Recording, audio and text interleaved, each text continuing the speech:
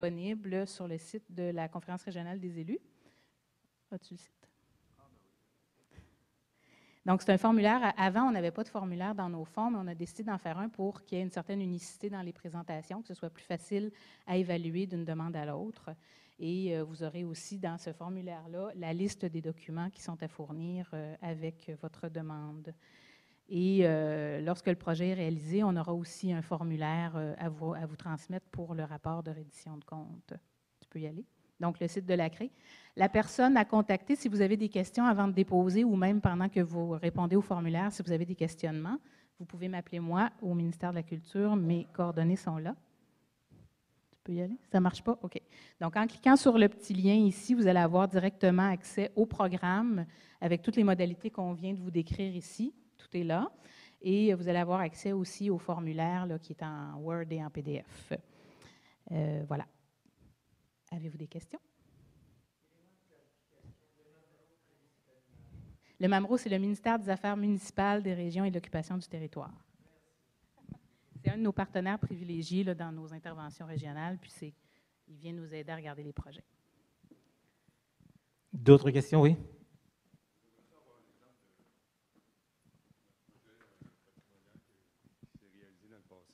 En fait, c'est la première fois qu'on a ce fonds-là.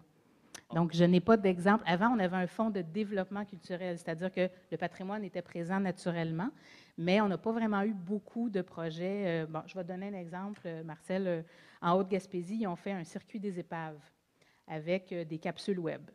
Donc, comme il y a beaucoup d'épaves sur les côtes de la Haute-Gaspésie, ils ont décidé d'en identifier certaines, de faire l'historique et de tourner des courtes capsules vidéo à ce propos-là avec des historiens et tout ça. Ça, c'est un projet qui a déjà été soutenu et qu'on considère que c'est un projet intéressant au niveau de l'innovation technologique et aussi du patrimoine à mettre en valeur. Merci. D'autres questions? Sur le web? Ça va? Super. Et pour terminer, je vais juste vous prendre encore quelques minutes juste pour vous parler de la politique culturelle de la région Gaspésie et des îles de la Madeleine. Certains d'entre vous ont déjà participé aux consultations publiques qui ont eu lieu sur le territoire. C'est une démarche qu'on a commencée en septembre l'année passée, donc ça fait 1 an.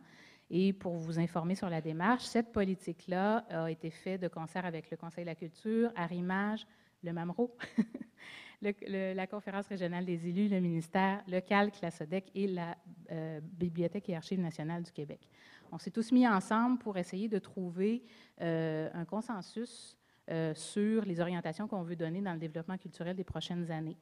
Donc, il y a des orientations en patrimoine, il y a des orientations en accessibilité, en technologie. Et cette politique culturelle régionale-là, on a décidé d'en faire une politique culturelle, justement, pour ne pas faire une planification stratégique qui est beaucoup plus restrictive. Donc, on ouvre tous les organismes, tous les décideurs, les artistes, les organismes vont pouvoir s'approprier cette politique-là et, en fait, prendre les grandes lignes et les rapatrier dans leur propre planification stratégique. Ce qu'on veut faire avec ça, c'est essayer d'avoir une vision commune du développement de notre région pour essayer de faire en sorte qu'on aille, sans vouloir mettre de côté la diversité là, de nos secteurs ou de nos réalités, là, mais juste pour dire, bon, ben, on essaie de s'en aller le plus possible dans la même direction. Si tout le monde dit que c'est le récréotourisme et le tourisme culturel qui est important, ben, allons de ce côté-là. Donc, c'est en ce sens-là qu'on a décidé de se doter de cet outil-là. Et cet outil-là, comme à peu près tous les outils qu'on vous a présentés aujourd'hui, dont le fonds, c'est basé sur nos différents documents, la politique cadre en tourisme durable, l'agenda 21, nos planifications stratégiques. On se base vraiment sur tout ce qui a déjà été développé pour ressortir les grandes lignes et se donner une vision commune. Alors, normalement, on est dans les derniers 1000. La conférence régionale des élus doit l'adopter en CA et ensuite, on va aller en impression et on va vous la transmettre par après. Des questions là-dessus?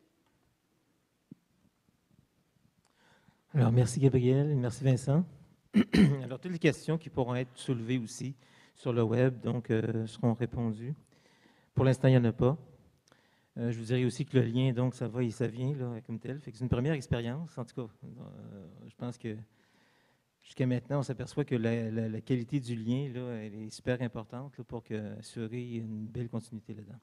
Alors, si on veut continuer, oui, donc là, pour ceux qui sont sur le web, on fait seulement changer donc d'équipement pour être capable de vous donner une image ordinateur. Et j'inviterai donc dans quelques instants les représentants du Conseil des arts du Canada. Donc, les personnes de M. Christian Mondor et M. Noël, Noël Abel, c'est bien ça. Donc, je vous inviterai à monter sur scène.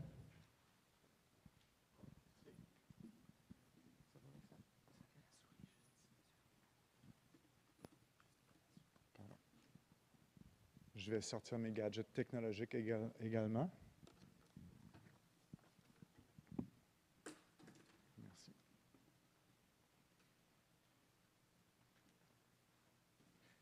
Ce n'est pas la première présentation publique qu'on fait dans les différentes régions du Canada.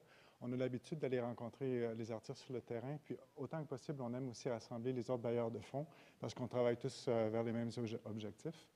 La présentation qu'on va faire, elle va être plutôt générale. D'après la liste que Johnny m'a fait parvenir, beaucoup des gens qui sont dans la salle ont une expérience des programmes du Conseil des arts, soit comme récipiendaires de bourse, soit comme candidats, soit comme organisation qui ont déjà reçu du soutien du Conseil. Je n'irai pas programme par programme comme Vincent et Gabriel l'ont fait parce que le Conseil des arts livre environ 150 différents programmes. Je peux vous tracer les grandes lignes. On va faire assez rapidement pour laisser des questions. On aime avoir l'occasion dans des rencontres comme ça pour que les gens puissent poser des questions qu'ils n'ont jamais osé poser auparavant parce qu'ils n'ont peut-être pas eu la chance de parler avec des intervenants du Conseil. Souvent, les gens qui se déplacent sont les agents de programme dans les différentes disciplines qui vont visiter leur clientèle, soit en théâtre, soit en art visuel ou dans les autres disciplines. Puis, c'est à des occasions comme ceci où, comme agent d'information, on dessert les artistes du pays dans les différentes disciplines. Mon partenaire, Noël Abel, travaille avec le Bureau des arts autochtones. Il a aussi cette expérience-là, mais comme agent de programme, où il gère un programme de financement, plusieurs différents programmes de financement et touche plusieurs disciplines aussi. Alors, suite à la présentation, il va y avoir des questions qui vont pouvoir toucher tous les gens de la salle.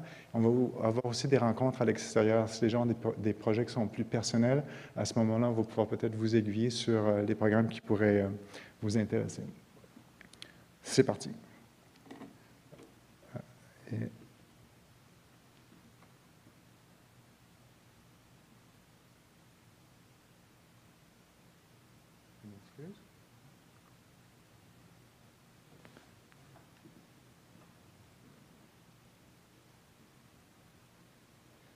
Non, ça ne marche pas. Merci.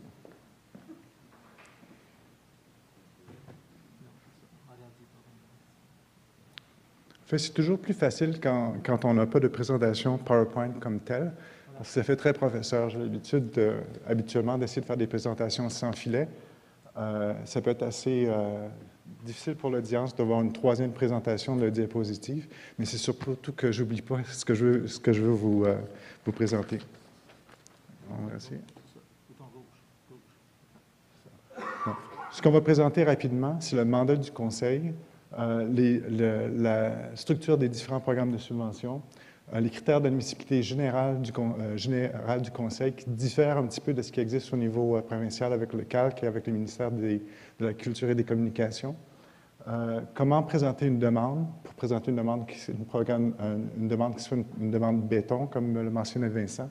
C'est des recommandations générales, mais vous allez vous rendre compte que si vous faites des demandes au niveau du Conseil des arts du Canada ou au niveau du CALC, ou même si c'est une question de présenter un dossier pour être considéré par un conservateur, les éléments reviennent et les conseils qui vous sont donnés peuvent être utiles pour d'autres démarches professionnelles également. Ce n'est pas pour vous embêter avec plusieurs différentes règles, plusieurs différents éléments à ajouter à votre demande, qu'on donne les détails.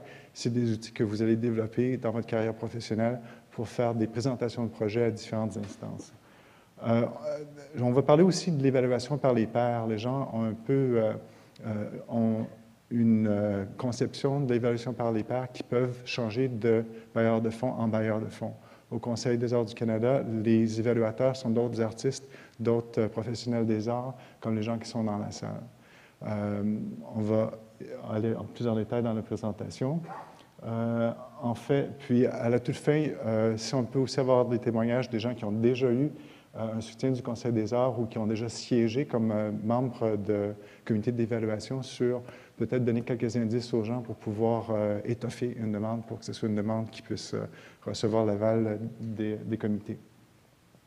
C'est un agenda qui est assez chargé, mais je pense que ça va couvrir la plupart des questions que les gens vont avoir. Le Conseil des arts du Canada, les gens connaissent comme organisme c'est un bailleur de fonds national canadien qui existe depuis 1954. C'était en fait créé avec consultation avec les différentes communautés artistiques du pays. Et c'est un organisme qui rend compte de ses activités et de l'utilisation des fonds publics au gouvernement fédéral, au Conseil du Trésor, par l'entremise de Patrimoine Canada. Son mandat est de favoriser et promouvoir l'étude et la diffusion des arts, ainsi que la production d'œuvres d'art. On parle d'études des arts, mais on parle toujours de couverture professionnelle, que ce soit par des critiques de conservateurs, par la présentation du dialogue contemporain sur les arts à travers des périodiques d'art littéraire, par exemple, la publication de monographes par les centres d'artistes. Le niveau d'activité au niveau d'éducation, au niveau des écoles, est une réserve provinciale et on respecte les mandats des différentes instances. Mes collègues du ministère de la Communication et de la Culture mentionnaient des programmes pour l'animation dans les écoles. C'est un genre d'activité que le Conseil des arts du Canada ne touche pas parce que c'est un mandat qui est provincial.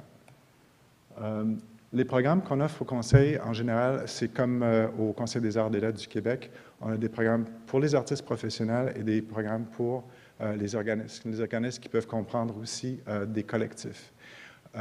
Une autre différence au point de vue des différents conseils, c'est le niveau qui définit ce qu'est un artiste professionnel. On va rejoindre un petit peu, on va en parler un petit peu plus tard. Mais en général, toutes les subventions sont pour des projets qui sont spécifiques, que ce soit pour les organismes ou pour les individus. Ce n'est pas un programme où les gens reçoivent un appui qui va être reconduit d'année après année après année. C'est pour des projets qui ont un début et une fin. Et les gens rendent compte évidemment des résultats qui ont été obtenus avec les fonds publics. Je pense que je vais revenir à la précédente. Pour les individus, en général, les subventions sont pour des projets de création, de recherche, de développement professionnel. Ça peut être pour des déplacements qui vont leur donner l'occasion d'aller recevoir un prix ou parfois d'aller pouvoir se rendre à des résidences d'artistes qui ont été sélectionnés. C'est des subventions de voyage pour des occasions qui sont clés dans le développement d'un artiste professionnel.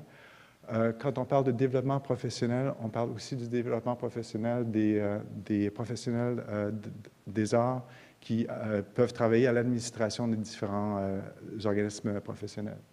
Pour les organismes artistiques, comme je disais, qui comprennent aussi les collectifs ou les troupes, ou les bandes, les groupes de musique aussi, c'est pour des projets, ça peut être pour des projets de tournée, des projets de diffusion, des projets de promotion. Certains des programmes peuvent couvrir des frais de fonctionnement. C'est habituellement des subventions qui peuvent être pluriannuelles, c'est-à-dire qui vont s'étendre sur 2 ou 3 ans. Ce n'est pas un appui qui est promis aux organismes sur plusieurs années, mais c'est une période qui est assez étendue pour pouvoir leur permettre de pouvoir planifier les activités, de pouvoir concevoir une programmation qui va stabiliser leurs activités.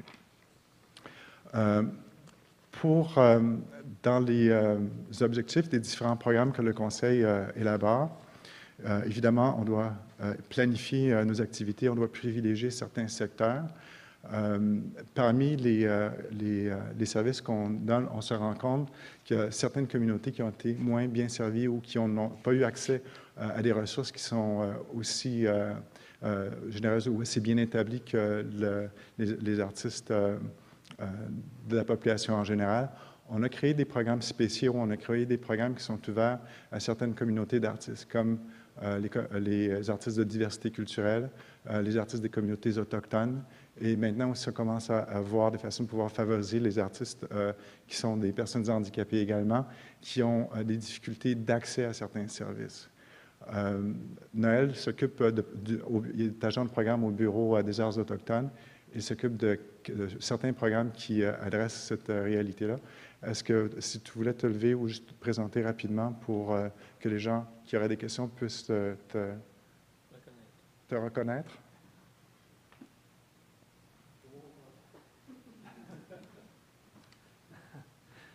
Je sais que la réalité, c'est que Christian veut une petite pause dans sa présentation, veut faire un petit peu de diversité, alors il me donne la parole.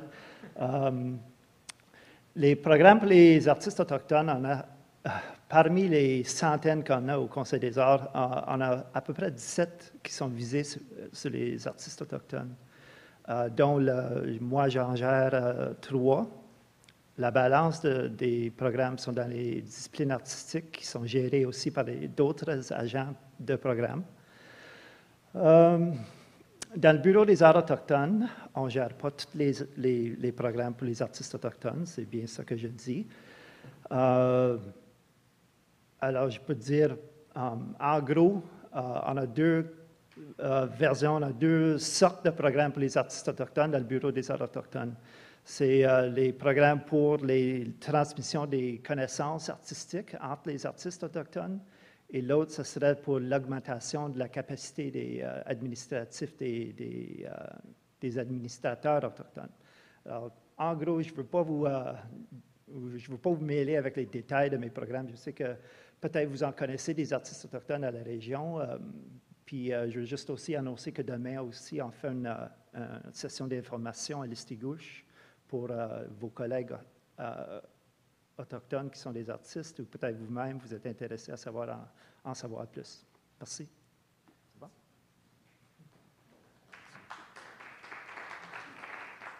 J'ai eu ma pause. Non, une des choses qui est importante pour des occasions comme ça, c'est de créer des réseaux, de créer des ponts aussi. On n'a pas toujours l'occasion pour les artistes, surtout dans des communautés qui sont assez vastes et variées comme la Gaspésie, de pouvoir venir ensemble parler de nos projets. Et nos séances, quand on a parlé avec Jeannie aussi, elle a eu la gentillesse d'inviter, puis de pouvoir accueillir aussi les gens du CRI et du ministère. C'était important aussi que les artistes se rencontrent et échangent entre eux. Et au niveau du Conseil des arts du Canada, la communauté autochtone fait partie intégrante de nos communautés artistiques. On aime bien qu'il y ait des dialogues entre les différentes communautés. Et d'ailleurs, je parle avec Guylaine du Centre Vastevague aussi, qu'il y a beaucoup d'efforts qui sont déployés à pouvoir s'entraider entre communautés, puis j'applaudis ça. Alors, je suis très heureux d'avoir l'appui de Noël demain pour pouvoir présenter une présentation qui va être un peu différente de ça à Listigouche, mais si vous connaissez des artistes qui pourraient être touchés par cette présentation-là, ils sont également bienvenus. Alors, on parlait un petit peu plus tôt des différences d'admissibilité au niveau du Conseil des arts des lettres du Québec et du Conseil des arts du Canada. En général, ce que Gabriel avait présenté s'applique aussi au Conseil au point de vue de formation de base qui est complété, au point de vue de gens qui sont reconnus par leur pairs. Le Conseil insiste un petit peu plus sur la question de présentation de leurs œuvres antérieures dans un contexte artistique professionnel. Et dans certaines disciplines maintenant, simplement parce que les programmes ont été très sollicités, il y a eu une grimpée astronomique du nombre de demandes qui ont été faites depuis les 50 dernières années du Conseil. En art visuel, on demande que les gens qui font demande au Conseil des arts aient un tracé professionnel d'au moins 3 ans. En musique, c'est 2 ans. Dans certaines autres disciplines, comme pour les arts interdisciplinaires, qui comprennent également les arts du cirque contemporain, on demande que les gens aient une expérience d'au moins 1 an. C'est pour que ces gens-là qui présentent des demandes puissent avoir une chance d'être concurrentiels avec d'autres personnes qui vont présenter des demandes après avoir l'expérience de plusieurs années d'avoir pu renforcer leur pratique, d'avoir présenté dans des contextes qui sont professionnels. À part les artistes individuels, on va aussi soutenir les organismes d'art dont le mandat principal est axé sur les arts contemporains et qui soutiennent le développement et les activités d'artistes professionnels également. On a certains programmes qui sont plus ouverts au niveau de leur structure. On a un programme, probablement le programme communautaire qui est le plus ouvert, c'est le programme de rencontres littéraires où les bibliothèques, des organismes, des collectifs d'individus qui se mettent ensemble pour présenter une série de rencontres peuvent faire des demandes, comme Arrimage, par exemple, a bénéficié de ce programme-là pendant plusieurs années pour pouvoir faire venir des auteurs canadiens pour présenter leurs œuvres. Et on a également un programme à travers les différentes disciplines qui s'appelle le programme de collaboration entre les artistes et la communauté, où un organisme artistique ou des artistes professionnels peuvent travailler avec un groupe de personnes de la communauté, mais un groupe visé. Ce n'est pas des artistes de la relève, ce n'est pas des gens dans les écoles. Par exemple, vous pouvez avoir une compagnie de théâtre qui va décider d'aller explorer la réalité, disons, des femmes qui habitent en Gaspésie pour connaître un petit peu leur histoire, leur tradition et présenter sur scène, élaborer avec eux une pièce de théâtre qui parlerait de cette réalité en travaillant avec ce groupe-là pour pouvoir traduire leur réalité en une pièce de théâtre, en un objet de création. Alors, il y a un lien entre des gens de la population régulière et des artistes professionnels. Il y a certains programmes aussi où la question de professionnalisation devient difficile, où il peut exister certaines barrières au niveau des régions, où il n'y a pas nécessairement de structure qui reconnaît ou qui présente régulièrement. On essaie autant que possible de pouvoir reconnaître la réalité des différentes régions qui sont présentes. Alors, en art visuel, par exemple, s'il n'y a pas de centre d'artistes, mais par contre, il y a un circuit que les artistes professionnels de la région reconnaissent comme étant professionnels. Ça peut être des festivals, ça peut être des concours qui sont gérés par des artistes de la région, peuvent aussi aider à qualifier une personne pour devenir admissible au programme du Conseil des arts. Il y a deux niveaux. Alors, il y a les programmes avec leur mandat, avec ce qu'ils vont subventionner, ce qu'ils ne vont pas subventionner et leurs différents critères d'évaluation. Vous devez trouver la bonne porte à laquelle cogner et même pour pouvoir cogner à la porte, la première chose à déterminer, c'est si vous êtes admissible à ce programme-là ou non. C'est pour ça que mon poste existe comme agent d'information. C'est pour ça que les postes des agents de programme existent également. C'est pour pouvoir vous aider à pouvoir trouver votre chemin ou la porte pour laquelle vous pourriez poser une demande pour un projet qui soit très précis. On continue. J'aimerais... pour les gens qui sont sur la conférence web et pour les gens de la salle également, il y a un outil qui peut vous aider à pouvoir trouver le programme à laquelle vous voulez souscrire sur le site web du Conseil, sur trouver une date limite qui va filtrer les différents programmes du Conseil selon si vous êtes un individu en art visuel, un écrivain, selon le genre d'activité que vous voulez faire. Et c'est également, on a aussi créé 2 applications mobiles pour trouver une date limite et aussi pour comment préparer une demande. Vers la fin de la présentation, on va faire un petit tour on va aller naviguer un petit peu sur le web. Ça va prendre peut-être 30 secondes pour pouvoir vous montrer ces éléments-là. C'est peut-être plus intéressant pour les gens qui ont l'habitude de naviguer, qui sont en ligne avec nous maintenant avec la conférence web, mais ça vaut la peine de trouver ça. Alors, comment présenter une demande? C'est quand même assez simple, c'est de trouver le bon programme pour vous, de vérifier la prochaine date limite, parce que souvent, les dates limites arrivent, dans notre cas, il y a des programmes où on a une date limite par an. Dans les programmes qui sont très souscrits, on a 2 dates limites par année. Pour les subventions de voyage en art visuel, c'est 4 dates limites par année. La date limite, c'est une date de tombée, c'est-à-dire que si votre demande n'est pas envoyée à cette date-là, elle ne sera pas considérée. C'est simplement pour qu'on puisse créer un groupe de candidats qui vont être évalués tous ensemble et pour pouvoir aussi vous donner comme une date de termination pour pouvoir présenter votre projet. Ça vous donne... Alors, vous devez vous renseigner à l'avance quelle est la date limite pour vous donner le temps de pouvoir rassembler tous les éléments que vous allez avoir besoin pour votre demande. Dans certains cas, il y a des éléments dont vous êtes responsable, mais vous n'avez pas de contrôle. Ça peut être une lettre d'invitation d'une galerie d'art pour votre exposition, une lettre d'invitation d'un festival qui vous invite à vous présenter en tournée.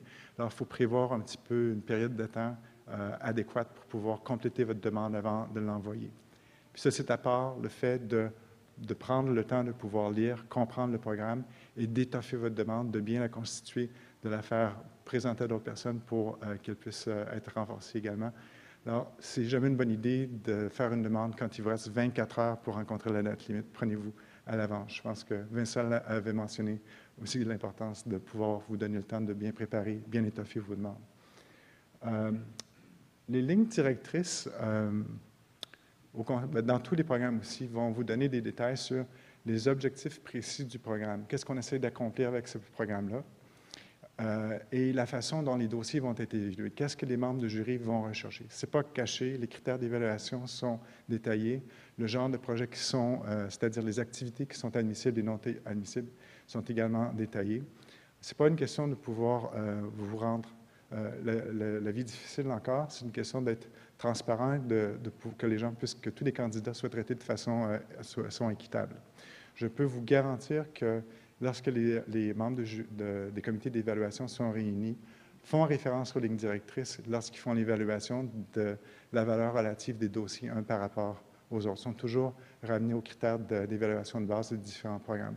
Alors, ça vous aide à pouvoir guider. Vous ne pouvez pas prendre une demande que vous allez présenter au niveau municipal pour un certain programme qui aide à certains genres d'activités et prendre la même demande et la présenter au Conseil des arts du Canada qui va rechercher des choses qui sont un petit peu différentes. Il faut toujours un petit peu calibrer vos présentations selon, toujours penser à la nature des gens qui vont faire l'évaluation des demandes. Qui sont les gens que vous devez convaincre? Est-ce que c'est des pairs? Est-ce que c'est des gens qui ont des critères d'évaluation immigrés qui est très technique et qui est très méthodique et budgétaire?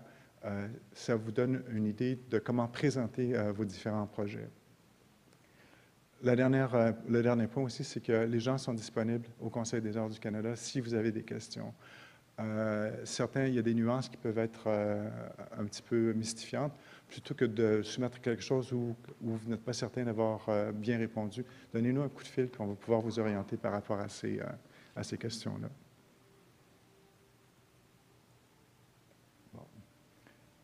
L'évaluation par les pairs, c'est un principe de base du Conseil des arts du Canada. C'est l'idée que les experts ne sont pas, dans notre cas, à Ottawa, derrière les lignes directrices, l'évaluation des programmes. C'est les gens qui vont faire l'évaluation artistique de la valeur du projet qui sont présentés sont d'autres artistes. Et puis, pour pouvoir aller chercher l'expertise qui est nécessaire au Conseil, on touche à travers le pays. On cherche des gens qui sont bien informés, respectés dans leur communauté, qui sont passés par une pratique où ils vont pouvoir reconnaître et comprendre la démarche des artistes qui vont être présentés. C'est des gens, on essaie de réunir des artistes qui vont représenter une perspective équilibrée des genres de projets qui nous sont présentés pour un concours en particulier.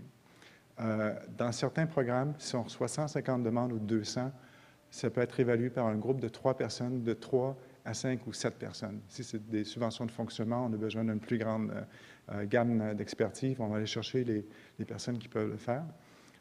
C'est certain qu'avec 3 personnes, on ne peut pas représenter toutes les sensibilités nécessaires pour pouvoir faire justice à chacun des projets. Alors, vous devez prendre compte de ça lorsque vous présentez votre demande aussi pour pouvoir peut-être aller répondre à des questions, à essayer de devancer les questions qu'un membre de comité pourrait se poser. Ce n'est pas tous les gens qui siègent dans un comité qui vont connaître votre démarche, qui vont connaître votre point de vue, et c'est à vous de pouvoir présenter de façon convaincante. On essaie aussi d'aller chercher des artistes qui ont une perspective unique au point de vue de représentation des diversités culturelles des différentes régions du pays et des peuples autochtones. La plupart de nos programmes, tous les programmes dont la discipline est basée sur une distinction linguistique, comme les lettres, le théâtre, il y a des jurys distincts en anglais et en français. La plupart de nos programmes qui sont des arts de la scène, des arts visuels où la présentation linguistique devient moins, c'est-à-dire où on peut faire une évaluation esthétique basée sur le matériel audiovisuel qui est présenté, c'est des jurys qui sont et anglais et français. On s'assure que les projets puissent être présents. Les gens qui vont être sélectionnés vont pouvoir fonctionner dans les 2 langues. C'est une bonne idée dans certaines disciplines de pouvoir présenter une traduction de votre projet dans l'autre langue. C'est quelque chose qui est obligatoire, c'est suggéré. Certaines personnes vont faire ça.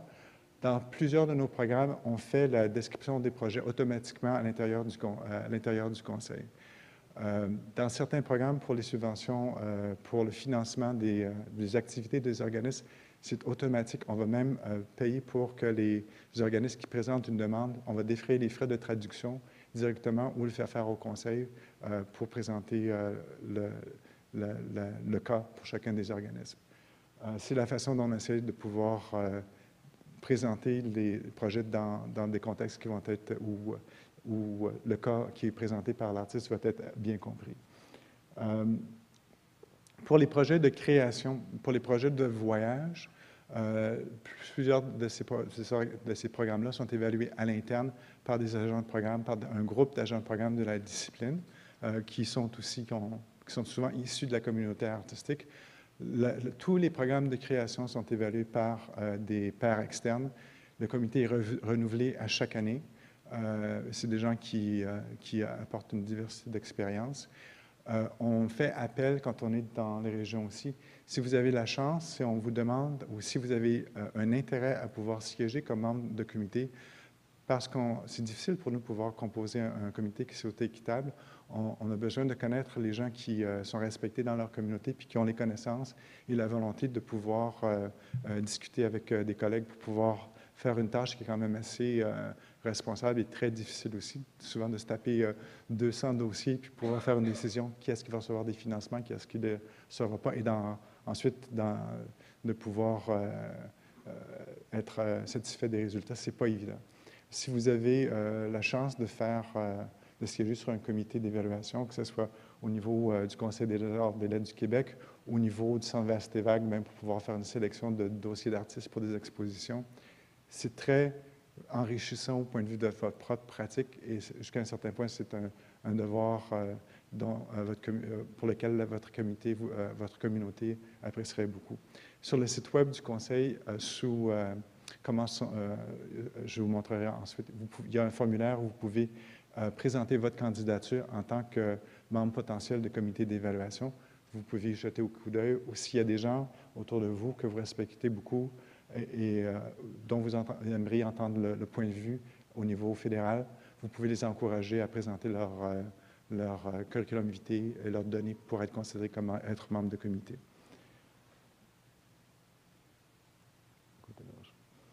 Les conseils principaux, je pense qu'au cours des présentations antérieures aussi, on parlait de différents points qui se recoupent ici, mais souvent, les gens qui sont avertis, c'est la chose principale qui intéresse les gens. Qu'est-ce qui fait un dossier qui soit gagnant, qui va être convaincant?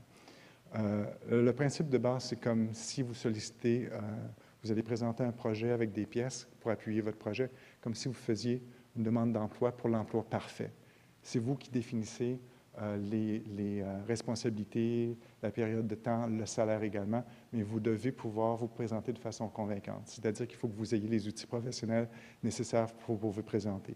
Pour un artiste, habituellement, c'est des éléments qui reviennent couramment. Un curriculum vitae professionnel, souvent une démarche d'artiste où vous pouvez exprimer clairement ce que vous voulez accomplir avec un projet, où vous pouvez parler d'un budget qui soit raisonnable, avec du matériel d'appui audiovisuel ou écrit qui soit peaufiné, qui marche très bien également. C'est des choses de base qui se répètent à travers les différentes demandes que vous allez formuler. En général, comme conseil, ce qu'on dit, référez-vous aux lignes directrices des programmes qui sont clarifiées en collaboration avec la communauté aussi, qui nous disent, les membres de jury vont nous donner des recommandations pour pouvoir étoffer les lignes directrices. Comme je dis, on ne cache pas la façon dont les dossiers sont évalués. Habituellement, les lignes directrices répondent à la plupart des questions des gens. Les demandes n'ont pas besoin d'être très complexes avec un style qui soit très gonflé. Tout ce qu'on demande, c'est que, comme les membres de jury vont regarder peut-être 200 différents dossiers, d'être très clair et précis. En fait, de faire une demande de subvention, c'est un exercice de réflexion pour l'artiste. C'est de pouvoir se demander où en suis-je rendu avec ma carrière, qu'est-ce que j'ai besoin, qu'est-ce que je veux accomplir dans la prochaine année, dans les prochains 2 ans, et comment est-ce que je vais me rendre là. Si les gens approchent ça comme un examen de réflexion, et puis on se fait dire souvent que de passer à travers les étapes d'une demande aide les gens à clarifier les prochaines étapes pour eux ou pour un projet en particulier. Ça les aide à monter au point de vue des ressources, au point de vue des budgets, au point de vue des ententes, des collaborateurs avec lesquels ils vont pouvoir accomplir ce projet-là. Les différentes étapes, habituellement, les aident à clarifier ça. Alors, on vous demande simplement de pouvoir les mettre par écrit pour les présenter aux membres du comité. choisir votre matériel avec suivi. Le matériel d'appui, c'est un petit peu votre carte d'affaires et votre curriculum vitae. Ça représente votre pratique, ça représente le lien que vous voulez faire entre ce que vous avez écrit, ce que vous avez décrit comme projet que vous voulez faire, et de donner une évidence aux membres de jury que vous avez les moyens artistiques, vous avez la voix artistique pour pouvoir livrer, pour pouvoir créer ce que vous promettez. Alors, vous voulez que ce soit du matériel à l'appui qui vous représente à votre meilleur. Un programme, si c'est des documents audiovisuels, que ce soit des diapositives ou un compact disque qui marche au bon endroit, que les œuvres que vous présentez ne soient pas des œuvres qui prédatent de très loin. Ce n'est pas parce qu'une œuvre a été lauréate il y a 8 ans qu'il va avoir un impact maintenant sur votre projet présent si le projet diverge énormément. Habituellement, on demande de regarder des œuvres qui sont récentes et qui soient bien présentées sur des supports de bonne qualité. On revient encore à la question de se donner du temps pour se préparer, au point de vue pour l'écriture, la présentation, parce que comme une demande écrite peut être difficile à déchiffrer par les membres du jury, une demande qui est faite à la dernière minute où le budget peut être un petit peu douteux, peut peut-être faire douter de l'organisation d'un candidat. Ceci dit, au point de vue du budget, c'est toujours un élément qui est considéré, mais ce n'est pas l'élément principal de votre demande. Les dossiers sont évalués en premier lieu au niveau de la qualité de la promesse artistique du projet qui est présenté. Et c'est certainement, le budget est certainement un indice des ressources de l'artiste, de son organisation, qui cogne aux différentes portes qui étaient nécessaires, que le budget est réaliste également. Mais ce n'est pas le budget qui va faire ou qui va empêcher un projet d'être subventionné. On peut peut-être, dans certains cas, demander des clarifications. Mais il faut quand même porter attention à présenter un budget qui soit réaliste et qui reflète bien ce qui est possible selon les contextes des différentes régions. Lire, relire, faire relire et corriger, ça a l'air d'être pas évident, mais c'est une question de présenter une demande qui soit bien présentée, qu'il n'y ait pas trop de fautes d'orthographe, mais aussi c'est au point de vue de l'approche. Si vous présentez votre projet ou votre demande à quelqu'un qui vous connaît assez bien, c'est comme si vous demandez à un jury de regarder quelqu'un, si vous pouvez la faire relire une autre personne, peut-être que ces gens-là vont relever des faiblesses ou des points qui sont plus faibles, qui pourraient être renforcés. Peut-être vous suggérez, vous avez mis telle piste de votre dernier album, telle autre piste correspond exactement à la thématique que vous voulez explorer, ou vous avez oublié, bon, si vous allez faire des recherches en francophonie canadienne au Manitoba, vous avez besoin de coûts de déplacement que vous n'avez pas inclus au budget. Si vous avez peut-être une période de 2 ou 3 jours, vous pouvez demander le son de cloche d'une ou deux personnes, ça va aider à renforcer votre demande. Parce que si ces personnes-là se posent des questions par rapport à votre demande, je peux vous garantir que les membres du comité vont se poser des questions qui sont très similaires aussi. À la fin de tous nos programmes, à la fin des formulaires de demande, il y a une liste de vérification qui vous donne simplement comme une liste à cocher pour vous assurer que tous les éléments qui sont nécessaires pour faire une demande complète est compris dans le paquet que vous allez envoyer au Conseil des arts. On reçoit, par année, on attribue à peu près 7 000 subventions. On reçoit à peu près le 2/3 de ça, à peu près 18 000 demandes de subventions qui rentrent. Si on a une demande qui rentre avec, bon, la demande arrive un jour, on a un curriculum vitae qui arrive légèrement modifié la semaine d'après, on a du matériel qui va suivre 3 semaines plus tard, avec quelques autres ajouts au bout de 4 semaines, c'est possible qu'il y ait des bouts que vous ayez manqués. Alors, assurez-vous de faire un seul envoi qui soit complet. Comme ça, c'est vous qui avez le contrôle, que ce que vous avez présenté au Conseil va être présenté à son meilleur au comité d'évaluation également. Enfin, la dernière, c'est standard à travers tous les conseils, les dates limites sont sacrées, à moins de fléaux, comme dans certains cas, il y a une des provinces où il y a des pannes d'électricité où les gens essayaient de pouvoir soumettre leur demande électroniquement à la dernière minute. Effectivement, ça ne pouvait pas marcher. On avait donné quelques journées de plus, mais habituellement, les dates limites sont sacro-saintes. Ceci dit, quand une date limite tombe pendant une fin de semaine ou un jour de congé, elle est reportée au prochain jour ouvrable.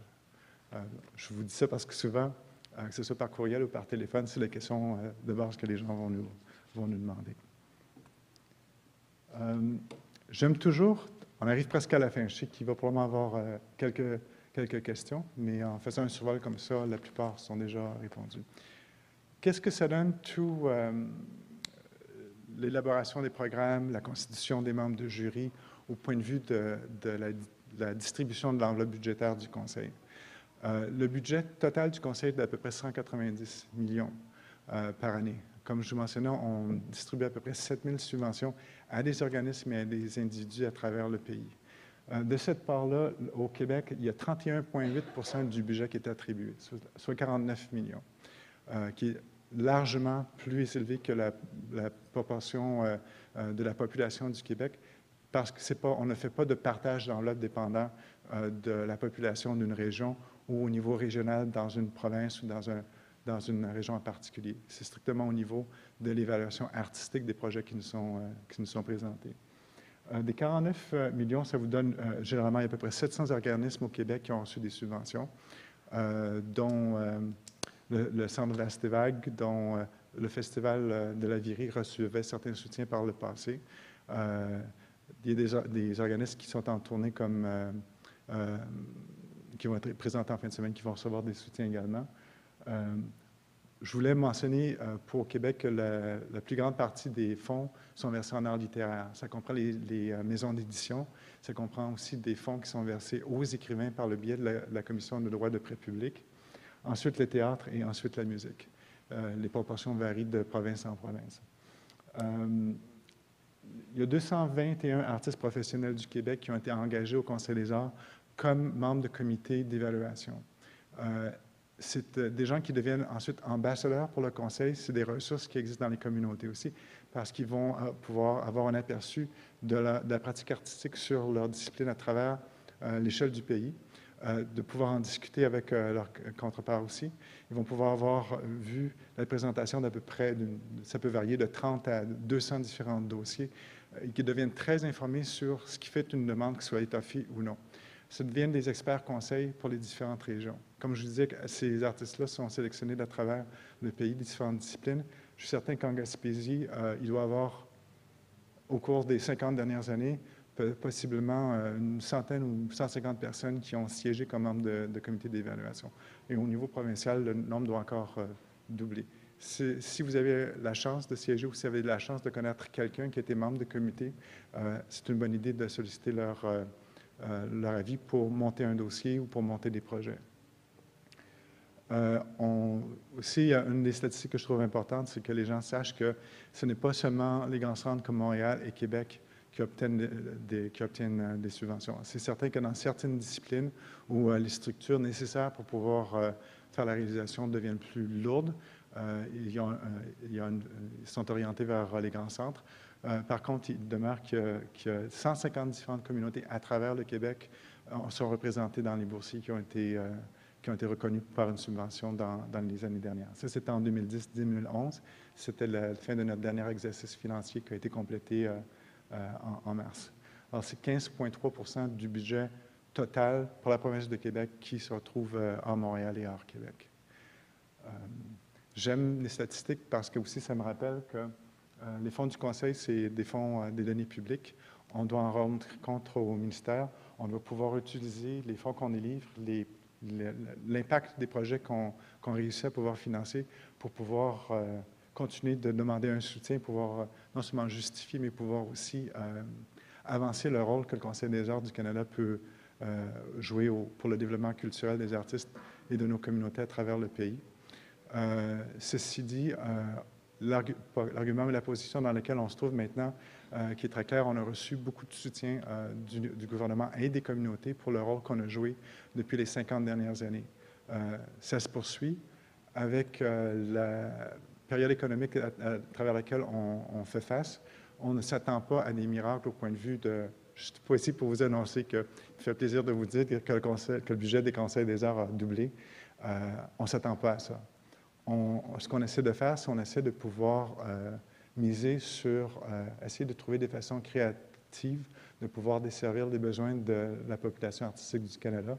Et une des façons de faire, c'est de pouvoir favoriser les partenariats, le réseautage également. Ça fait partie des activités régulières qu'on fait, mais on encourage de façon innovatrice pour les organismes de trouver les ressources qui sont nécessaires pour avancer l'appréciation des arts dans leur communauté, la création des œuvres artistiques également. on n'a pas trouvé de solution miracle, on est ouvert aux suggestions également. Ça couvre en général, je voulais vous montrer rapidement le site web du Conseil.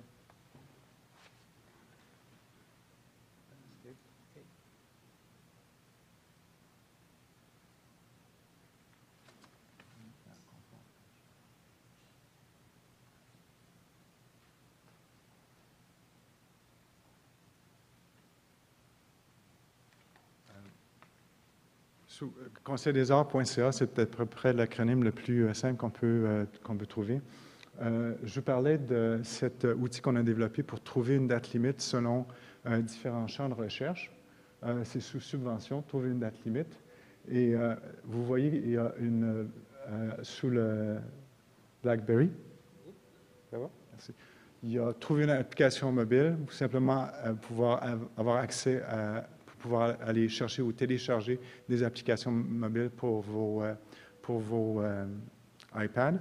Ça donne accès à deux applications qu'on a développées l'année dernière qui laissent toutes les subventions du Conseil au point de vue des dates limites, mais aussi une brève présentation qui répète un petit peu l'information que j'ai faite ici sur comment préparer une demande. Vous pouvez aussi les avoir sur papier à l'extérieur. Je vous invite à pouvoir prendre une de ces copies de papier-là. On va avoir une période de questions, mais j'ai aussi des questions pour vous. À la toute fin de la présentation, il y a des feuilles vertes à l'extérieur. Si vous pouvez nous donner un petit peu de rétroaction sur l'information qu'on va vous donner, ce qui manque, ce qui pourrait être ajouté, ce qui marchait plus ou moins bien.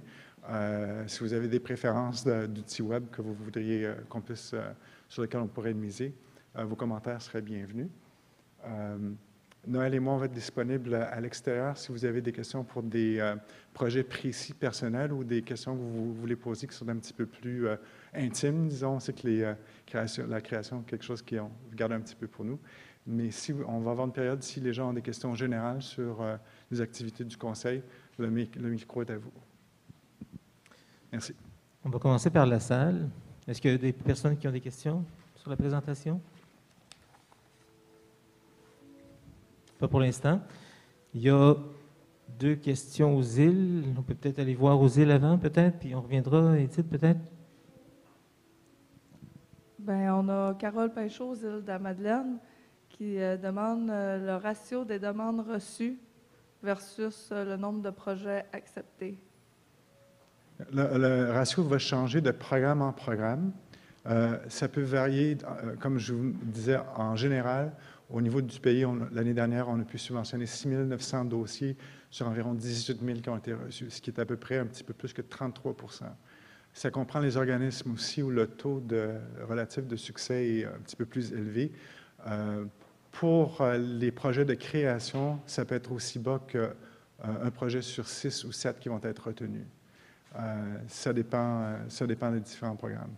Mais ce qui demeure, c'est que c'est énormément concurrentiel et que les membres de jury des comités n'ont jamais suffisamment de fonds pour pouvoir soutenir les projets qui seraient méritants à leurs yeux aussi. Alors, si jamais les gens essuient un revers, il ne faut pas considérer ça comme étant une évaluation négative du projet, mais c'est une question de vous re-questionner, de demander des questions à l'agent qui a siégé sur le comité pour pouvoir peut-être présenter un dossier qui soit plus solide la prochaine fois. Comme on disait aussi, les membres de jury changent, les situations, les contextes changent d'année en année. Découragez-vous pas après un premier revers. On avait aussi, tantôt, tu parlais justement des comités de jury. Elle aimerait savoir comment on peut déposer une demande pour faire partie du jury. Est-ce que c'est la même personne des îles de la Madeleine qui pose cette question-là? Oui, c'est la même personne. Je la remercie. J'ai oublié parce que j'aurais voulu aussi vous voir. À propos de nous, on va aller voir ça rapidement.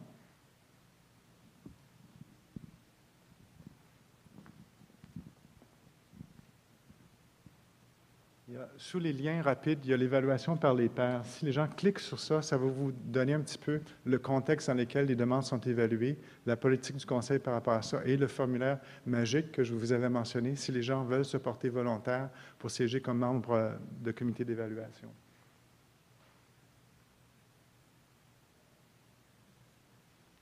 C'est aussi simple que ça.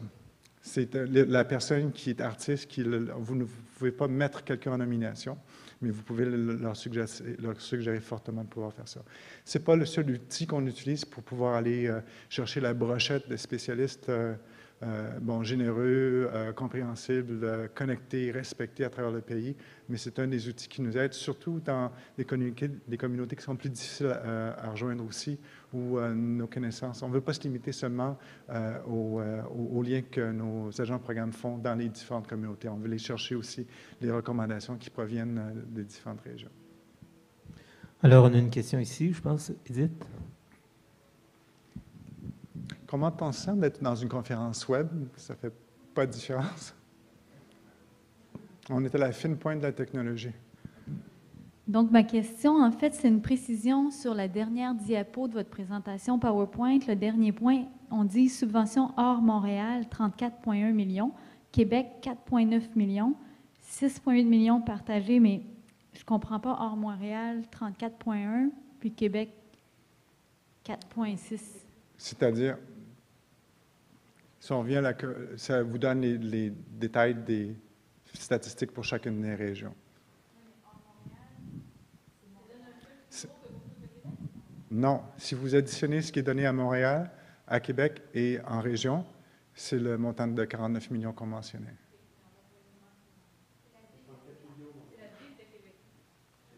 Oui, c'est la ville de Québec. Oui, la ville.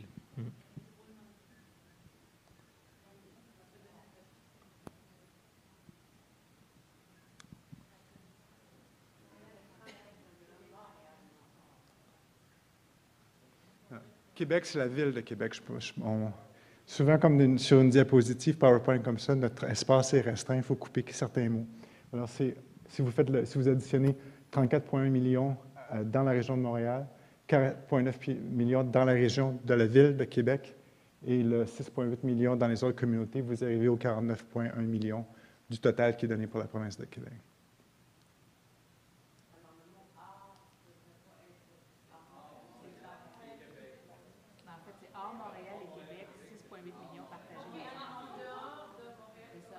C'est ça.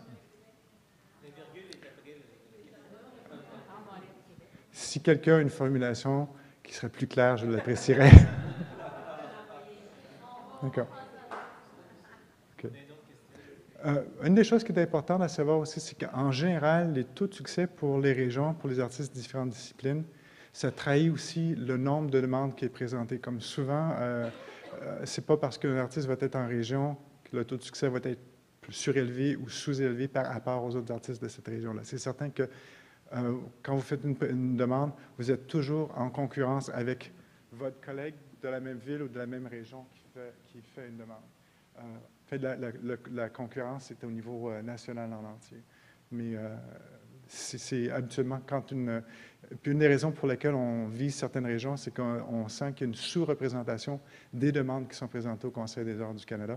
Alors, on espère qu'en faisant des présentations comme celle-ci sur la façon dont on fonctionne, que les gens vont être encouragés peut-être à penser aussi qu'à part le Conseil des arts et des lettres du Québec, vous pouvez aussi faire demande au Conseil des arts du Canada de façon complémentaire aussi. Puis dans certains cas, il y a des zones